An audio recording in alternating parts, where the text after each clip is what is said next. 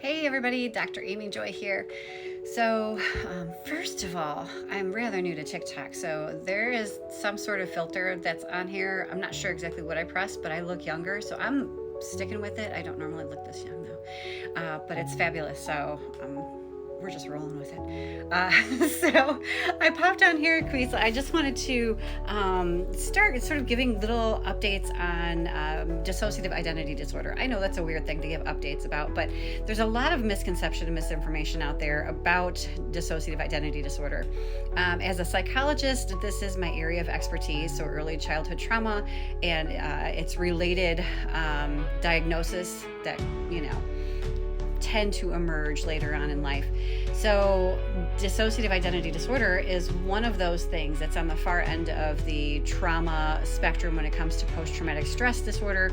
So post-traumatic stress disorder is typically one event, maybe two, that has reoccurring flashbulb moments, what we call flashbacks, right?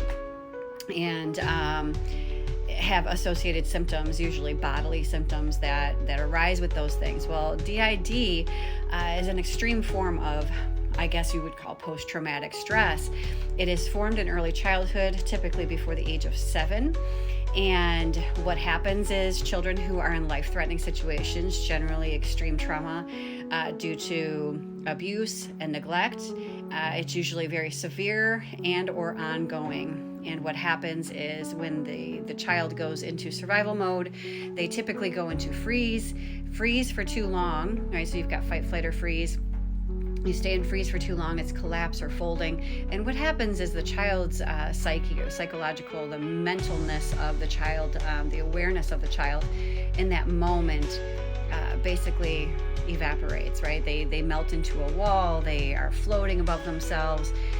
This happens even to adults as they have traumatic experiences, whether it's a car accident or whatever the case might be. But in childhood, when this happens repeatedly, the child begins to adapt to the situation or to that specific abuser by creating, not intentionally, but creating certain personalities or personas that deal with the trauma on a level that they can put it away and wake up the next day and function as a human being. They can go to school, they have friends, they can function with other family members, on a fairly, what we would call typical or average basis. And what happens is those traumatized parts then become very separate, and those are the separate personality identities, right? So separate identity states. So when it comes to diagnosing DID or dissociative identity disorder, there has to be 2 or more independent personality states. It is developed in childhood, and there's typically a co-occurring, what we call dissociative amnesia. So a lot of this has to do with childhood, right? So major chunks of childhood that is simply not there. This doesn't mean if you're missing chunks of childhood that you have been abused. So most people don't remember everything about their childhood. But for those who have DID, they're missing significant chunks of time. And that could also mean they're missing significant chunks of time in the present day. So if they've, they're like, oh my gosh, it was just Sunday and now it's Wednesday and they've missed 2 whole days, that's something to pay attention to. So one of the things that I wanted to debunk with this video is that DID is not created beyond necessarily the age of 9. It's usually created during that developmental stage where children are in what we call the theta brain state. It's sort of, they're in the state of hypnosis. They're very, very suggestible. They're easily conditioned.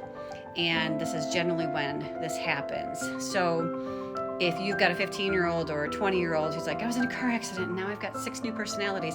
Yeah, no, that's not DID. It might be some other mental health disorder, but that's not DID.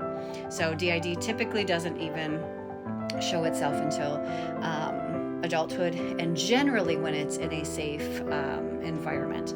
So that typically means in a therapeutic setting. So that being said, that's all I'm going to give you today, and that's my little tidbit on DID and a little bit about its origins. So if you have any questions or comments, just let me know. Thanks so much. Bye. I'm going to leave the filter on, by the way. Yeah, bye. Okay, one more thing before I go. You can check out my newest release, More Than the Sum of Our Parts. It's a DID comprehensive guide to understanding what it is, and some therapeutic interventions. So whether you're a person who believes you have DID, have been diagnosed with DID, have post-traumatic stress, any kind of trauma, really, it's kind of good to understand the mechanisms that are behind that. And if you're a mental health professional, it could give you a really good idea or some different ideas on what you could incorporate in order to help your clients who have DID. So that being said, I will link that in the description. Also, along with that is the memoir, Him, Me, and V. So for those of you interested in sort of the what happens, right, to create DID, Him, Me, and V, I will post that in the comments as well, or in the description thing. Okay, have a great day. Bye.